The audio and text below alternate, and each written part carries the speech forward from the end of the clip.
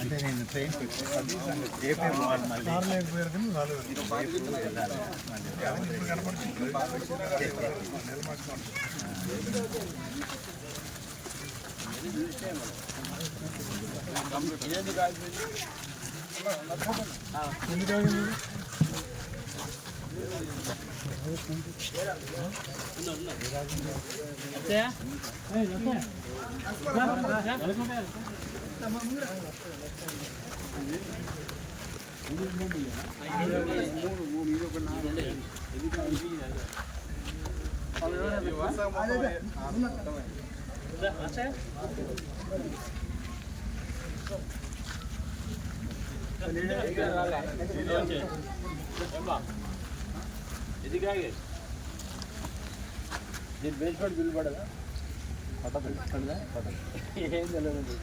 అంటే బిల్స్ పడ్డది వాళ్ళ బెనిఫిషియర్స్ కే తెలుస్తుంది కదా సార్. వాళ్ళకి నాకు మెసేజ్ ఏం రాదు సార్. వాళ్ళకి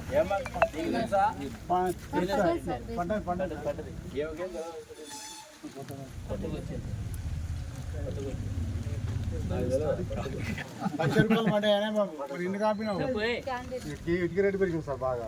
ఇటుక రేటు పెరిగితే సిమెంట్ పిల్లలు కొందాం పోతే వాటికి కూడా రేటు పెరిగింది బాగా.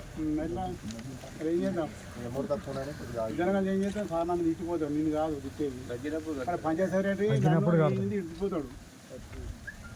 ఇప్పుడు మనం దాని ప్రకారం స్థికాన్ అయినాం కదా, కట్టుకోవాలా వద్దా? ఎప్పుడు తక్కువ అయితే బంగారం ధర పెరుగుతూ ఉంటే ఇటుక ధర పెరుగుతుంది. అది ఎప్పుడు తగ్గాలి, ఎప్పుడు కట్టుకోవాలి మనం. ఇప్పుడు ఏది కొనుక్కుంటాం పెరిగినాయి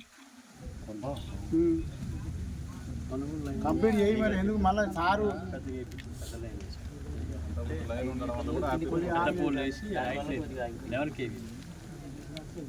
పక్కకు పెట్టాలి.